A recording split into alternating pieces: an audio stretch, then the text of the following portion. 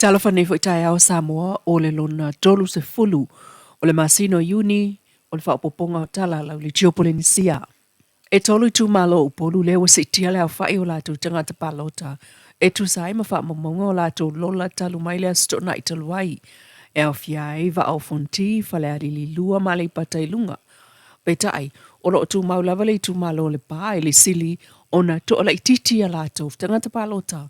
Mai lava i le fia tausanga ua tona ai. A sao la tau pālota mai le pāle mia o Samoa i le fia tausanga.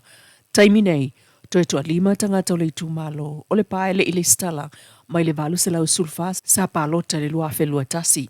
Taimi nei wo o atu i le iwa sulua afe lima se lau fasu tasi tangata anu o Samoa wo umona faya le stala.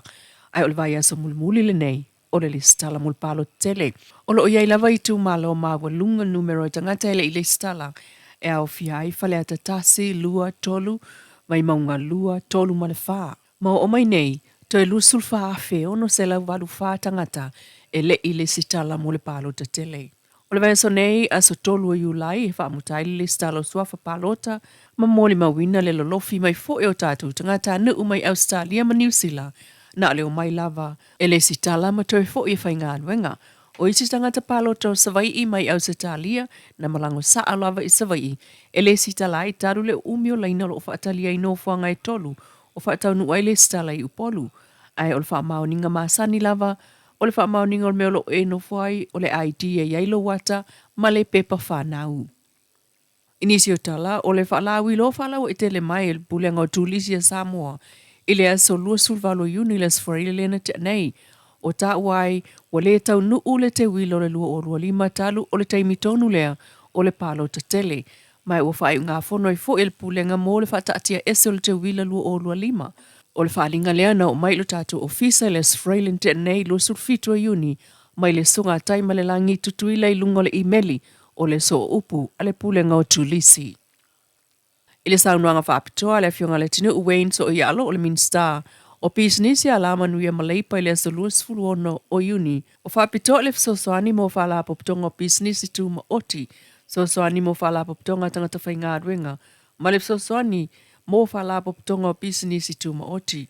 O sini au tu al pokalame ina ia fsosoani. I whala poptonga pisnisi tu ma oti a warangalue ina mta upu whale ofisa. A lato whala poptonga whape fo i maisi atina e mol manuia lau tele o lato sui. O le fsosoani na amata le tausanga e tasiva i wafitu, o le tausanga whaal tupelu o lua whalu o lua lima, e walu whala poptonga le ufa maonia mo le whaasoa atu iai. O le fsosoani, pe on ta ua o le naunauta inga o le malo na iati na e vaenga maoti, e ala lea i le wha au pea. O le fsosoani mo whala poptonga o pis nisi tu maoti, ina ia o ngā tasi lea, manisi o whainga whaavae o lo whaata atia mtanga luenga, e pe o whainga whaavae mo le atina eino business la iti, i Samoa lua o lua o, whainga whaavae mo le atina eino la manuia i Samoa, lua o lua wha, lua lima e o le tolu tolu ma le tolu wha.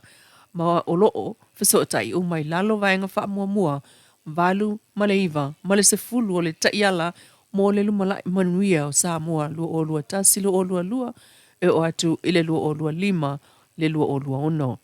Ua whamawina le tā ua le fsoswani ele au siai o nisi o ngā luenga whaatino o whaalapo ptonga business i tu maoti.